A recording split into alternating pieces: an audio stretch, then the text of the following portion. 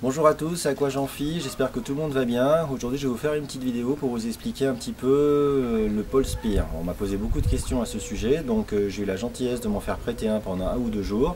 Bon, je ne l'ai pas sur moi, je vous ai juste amené une de mes pointes pour vous expliquer un petit peu le fonctionnement, ça va être à peu près identique. Donc déjà il faut savoir que le pole spear c'est un compromis entre la fouine et le fusil harpon. Pourquoi un compromis? La fouine, on a juste une impulsion de la main pour planter un poisson, comme ça.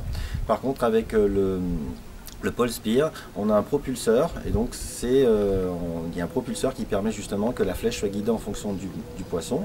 Et au niveau du fusil harpon, la différence c'est que quand on tire avec le fusil harpon, l'impulsion de la flèche est juste donnée par un mouvement au niveau de la gâchette.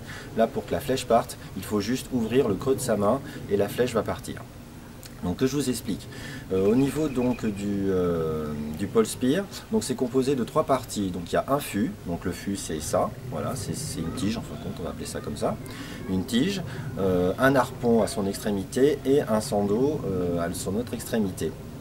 Au niveau du fût, il peut être de différentes qualités, donc c'est soit en graphite, soit en carbone, soit en fibre de verre ou soit en aluminium, tout dépend à peu près ce que vous voulez. Je ne vous ai pas dit au niveau du prix, au niveau de l'entrée de gamme c'est entre 30 et 45 euros, donc c'est assez abordable, enfin correct.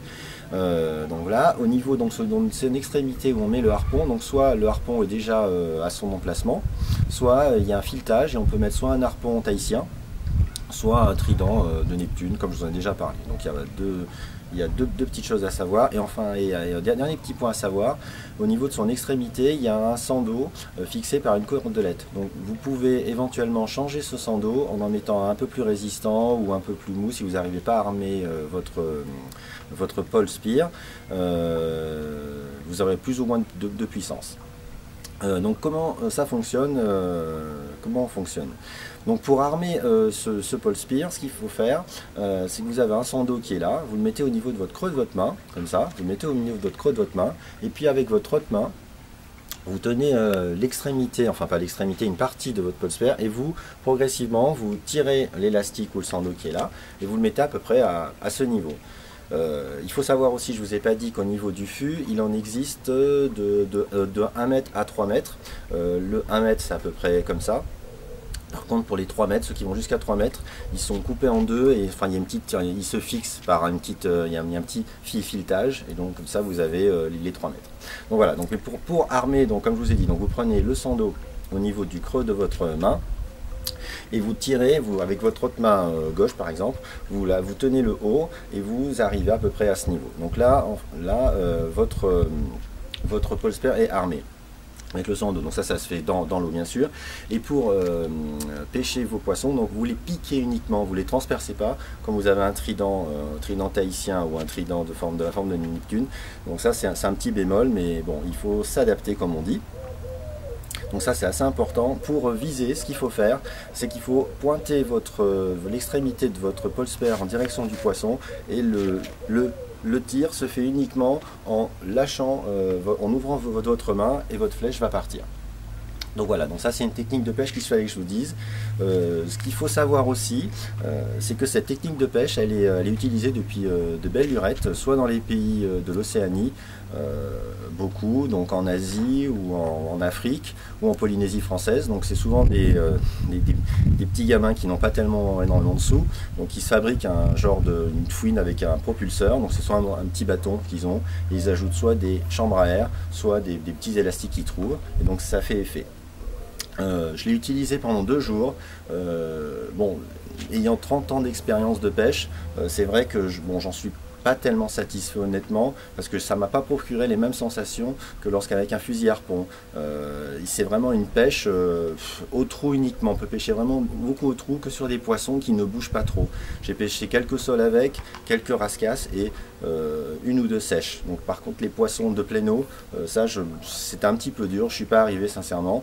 Je pense que cet outil enfin de pêche est assez sympa dans les eaux qui sont assez poissonneuses. Sous nos côtes de Méditerranée, les poissons sont assez craintifs, c'est assez difficile de les approcher avec ça. Mais bon, mais ça reste quand même une bonne expérience, je le recommande quand même. Ça m'a procuré quelques sensations que je ne connaissais pas. Cette sensation de liberté de mouvement surtout assez importante. Bon, il faut essayer. Petit bémol, Trois petites choses à savoir au niveau du pole spare. Donc, que j'ai remarqué, donc à force, au niveau, là il y a un sando et une petite cordelette. Cette cordelette, au bout d'un moment, elle va s'user. Donc il faudrait que vous la changiez régulièrement. Donc ça, c'est un petit bémol. Si vous prenez un pole spare qui fait 3 mètres avec un filetage en deux parties, il y a une des deux parties, là, enfin, ça se dévisse régulièrement, donc c'est un petit peu contraignant. Donc soit il faut la fixer avec de la colle ou que vous la soudiez, enfin voilà, ça marche pas trop. Et puis dernier petit point que je voulais vous dire, oui, au niveau, il y a un petit revêtement au niveau du fût, donc qui permet que lorsque vous allez armer, que votre main ne glisse pas. Bon, ben ça c'est un peu de la foutaise parce que sincèrement, armer votre harpon pendant plus de 10 secondes ou 15 secondes, ça fait très mal à la main.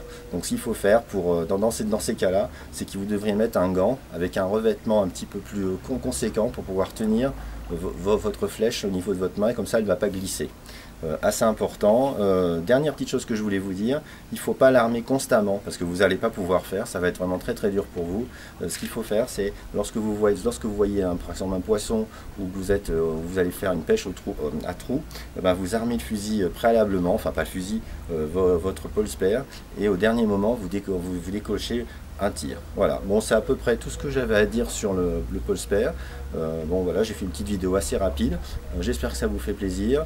Je vous dis à très bientôt et puis abonnez-vous à ma chaîne si vous en avez l'opportunité. Merci, à très bientôt.